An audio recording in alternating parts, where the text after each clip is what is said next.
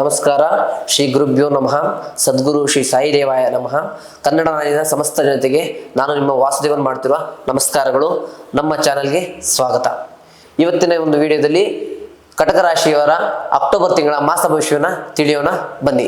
ಅದಕ್ಕಿಂತ ಮುಂಚೆ ನಮ್ಮ ಚಾನಲ್ನ ಲೈಕ್ ಮಾಡಿ, ಸಬ್ಸ್ಕ್ರೈಬ್ ಮಾಡ್ಕೊಳ್ಳಿ. ಕಟಕ ರಾಶಿಯವರ ಆರ್ಥಿಕ ಮತ್ತು ವೃತ್ತಿ ವ್ಯವಸ್ಥೆ ತಿಳಿಸೋದಾದ್ರೆ, ಈ ತಿಂಗಳಲ್ಲಿ ಅವರು ಯಾವುದೇ ಹೊಸ ಕೆಲಸ ಹುಡುಕಿದ್ರೆ ಕೆಲಸ ಸಿಗುತ್ತೆ.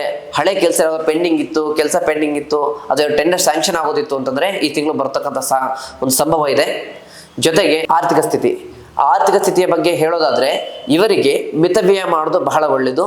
ಹೂಡಿಕೆಯಲ್ಲಿ ಒಳ್ಳೆಯ ಒಂದು ಲಾಭದಾಯಕ ಗಳಿಸಿದ್ರು ಕೂಡ ಒಂದು ಹೂಡಿಕೆಯಲ್ಲಿ ಹೆಚ್ಚಿನ ಮಟ್ಟದ ಒಂದು ಬುದ್ಧಿಶಕ್ತಿಯನ್ನು ಉಪಯೋಗ ಮಾಡೋದು ಬಹಳ ಒಳ್ಳೆಯದಾಗುತ್ತೆ. ಪ್ರೇಮ ಮತ್ತು ಕುಟುಂಬದ ಪ್ರೇಮ ವಿಚಾರದಲ್ಲಿ ಬಂದರೆ ಯಾವುದೇ ರೀತಿ ಸಮಸ್ಯೆಗಳಿಲ್ಲ, ಇಬ್ಬರು ಅನ್ಯೋನ್ಯವಾಗಿ ಚೆನ್ನಾಗಿರ್ತೀರ.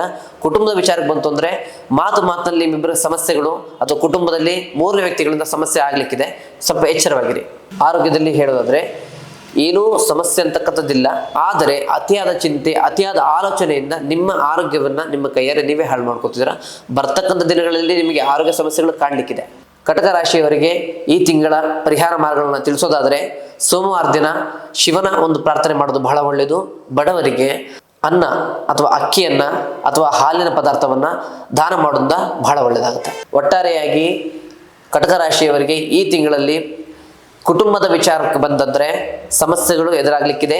ತಾಳ್ಮೆ ಮತ್ತು ಶಾಂತಿಯಿಂದ ನಿಮ್ಮ ಜೀವನವನ್ನು ನೀವು ಕಾಪಾಡ್ಕೊಳ್ಳಿ. ಇದಾಗಿತ್ತು ಕಟಕ ರಾಶಿಯವರ ಈ ತಿಂಗಳ ಮಾಸ ಭವಿಷ್ಯ. ಮುಂದಿನ ವಿಡಿಯೋದಲ್ಲಿ ಸಿಗೋಣ. ಧನ್ಯವಾದ.